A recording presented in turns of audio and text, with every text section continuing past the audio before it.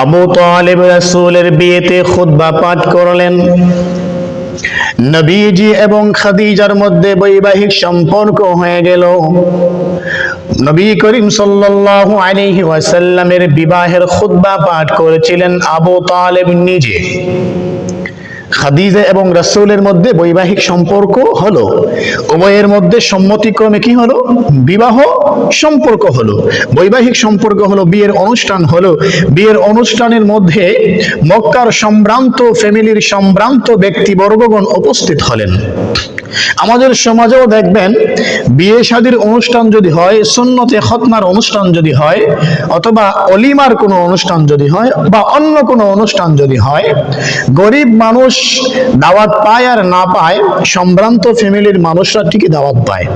বড় লোক যারা আছে তারা ঠিকই বিয়ে শাদীর অনুষ্ঠানে উপস্থিত থাকে বা দাওয়াত পায়। তো নবী করিম সাল্লাল্লাহু আলাইহি ওয়াসাল্লামের বিবাহ অনুষ্ঠানে মক্কার সম্ভ্রান্ত ফ্যামিলির সম্ভ্রান্ত ব্যক্তিরা এসে উপস্থিত হলেন রাসূলের বিয়ের অনুষ্ঠানে। কারণ রাসূল যাকে বিয়ে করতেছেন, খাদিজা বিনতে খুয়াইলিদ, তিনিও ছিলেন মক্কার একজন ধনাঢ্য ফ্যামিলির সম্ভ্রান্ত পরিবারের সম্ভ্রান্ত ব্যক্তি। আর আমাদের রাসূল সাল্লাল্লাহু আলাইহি ওয়াসাল্লাম, তার বংশ মর্যাদা কত সম্ভ্রান্ত সেটা তো আর বলার কোনো অপেক্ষাই রাখে না। আমার ভাইয়েরা, নবী করিম সাল্লাল্লাহু আলাইহি ওয়াসাল্লাম মক্কার মধ্যে সবচাইতে সম্ভ্রান্ত, সবচেয়ে মর্যাদা সম্পন্ন ফ্যামিলির একজন ব্যক্তি ছিলেন। আর রাসূল সাল্লাল্লাহু আলাইহি ওয়াসাল্লাম নিজেই তো একজন সম্ভ্রান্ত ব্যক্তি ছিলেন, যার চারিত্রিক গুণাবলী বৈশিষ্ট্য এত বেশি ছিল, যার প্রতিপক্ষ আরেকজন পাওয়া যাবে এটা দুষ্কর ছিল, অকল্পনীয় ছিল। তো আমার ভাইয়েরা, আবু তালেব রাসূলের বিবাহের খুতবা পাঠ করলেন। আবু তালেব খুতবা পাঠ করলেন, দাঁড়ায়া সবার সামনে খুতবা দেওয়া শুরু করলেন। হে উপস্থিত সম্ভ্রান্ত ফ্যামিলির সম্ভ্রান্ত ব্যক্তিবর্গগণ, আপনাদেরকে উদ্দেশ্য করে বলছি, আজকে আমার ভাতিজা মুহাম্মদ ইবনে আব্দুল্লাহর বিবাহ অনুষ্ঠান। আমরা সবাই এখানে এসে উপস্থিত হয়েছি। আমরা সকলেই জানি আমার ভাতিজা ধন সম্পদ কম হলেও, আমার এই ভাতিজার ধন সম্পদ না থাকলেও, আমার ভাতিজার স্বভাব চরিত্র আর উন্নত গুণাবলীর কারণে সারা পৃথিবীর মধ্যে সে অনন্য।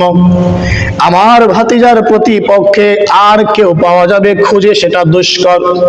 আমার ভাতিজার মতো আরেকটা ছেলে এই দেশে, এই আরবে, এই মক্কার মধ্যে পাওয়া যাবে না।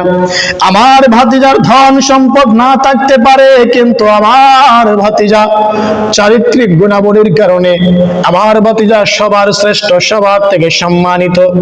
ধন সম্পদ হলো ছায়ার মতো প্রত্যাবর্তনশীল। আমার ভাইয়েরা, গাছের ছায়া বলেন, মানুষের ছায়া বলেন, দেখবেন এক জায়গায় স্থির থাকে না। সূর্য যখন পূর্ব দিকে থাকে, ছায়া তখন পশ্চিম দিকে থাকে। সূর্য যখন মাথার উপরে চলে যায়, তখন ওই বস্তুর ছায়াটাও একটু ঘুরে যায়। সূর্য যখন পশ্চিম দিকে চলে যায়, বস্তুর ছায়াটা পূর্ব দিকে চলে যায়। আবু তালেব খুতবার মধ্যে বলতেছেন, আমার ভাতিজার ধন সম্পদ না থাকতে পারে, কিন্তু আমার ভাতিজার উন্নত স্বভাব চরিত্র আর উন্নত গুণাবলীর কারণে সারা পৃথিবীর মধ্যে আমার ভাতিজা সব থেকে শ্রেষ্ঠ এবং সম্মানী। ধন সম্পদ হলো ছায়ার মতো প্রত্যাবর্তনশীল। আজকে আমার আছে, কালকে অন্যজনের সম্পদ আজকে আমার আছে, কালকে নাও থাকতে পারে। আজকে আমি ধনী, কালকে গরিব হতে পারি।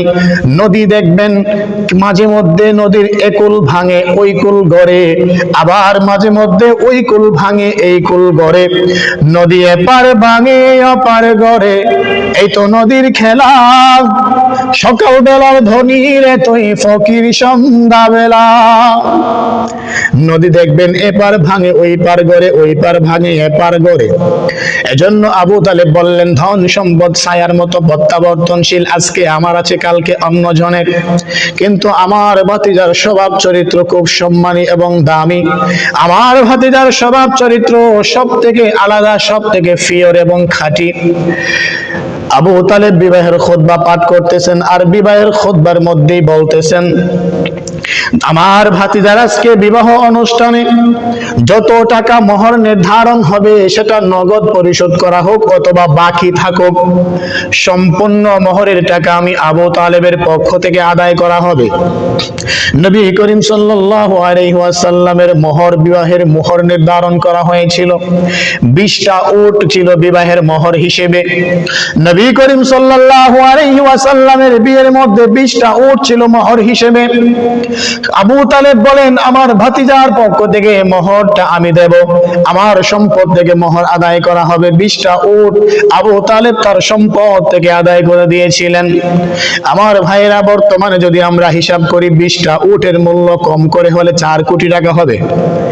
এখন যদি আমরা চিন্তা করি তাহলে আমাদের মেয়েকে বিয়ে দেওয়ার সময়ও অনেক বেশি মোহর চাইব, 10 লাখ, 20 লাখ, 1 কোটি, 2 কোটি।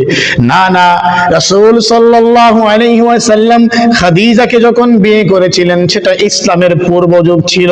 সেই যুগটাকে আমরা দলিল হিসেবে শরীয়তের মাপকাঠি মানাতে পারবো না।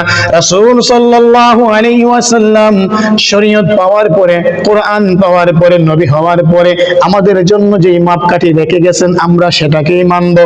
যেমন নবী করিম সাল্লাল্লাহু আলাইহি ওয়াসাল্লামের কলিজার টুকরা মেয়ে ফাতেমাকে বিয়ে দিয়েছিলেন অল্প মোহরের বিনিময়ে, যেটাকে মোহরে ফাতিমি বলা হয়। আমরা সেই মোহরটাকে নির্ধারণ করব, শরীয়তের মাপকাঠি হিসেবে মানব। রাসূল সাল্লাল্লাহু আলাইহি ওয়াসাল্লামের বিবাহ অনুষ্ঠানে খুতবা পাঠ করেন আবু তালেব। খুতবার মধ্যে কত সুন্দর করে রাসূল সাল্লাল্লাহু আলাইহি ওয়াসাল্লামের চারিত্রিক গুণাবলীগুলো উপস্থাপন করলেন। নবীজির শান, নবীজির মর্যাদা সম্পর্কে তিনি ভাষণ দিলেন খুতবার মধ্যে। আবু তালেব নিজের সম্পদ থেকে আমার রাসূল সাল্লাল্লাহু আলাইহি ওয়াসাল্লামের বিবাহের যেই পরিমাণ মোহর নির্ধারণ করা হয়েছিল সম্পূর্ণ মোহরের টাকাটা আবু তালেব নিজে পরিশোধ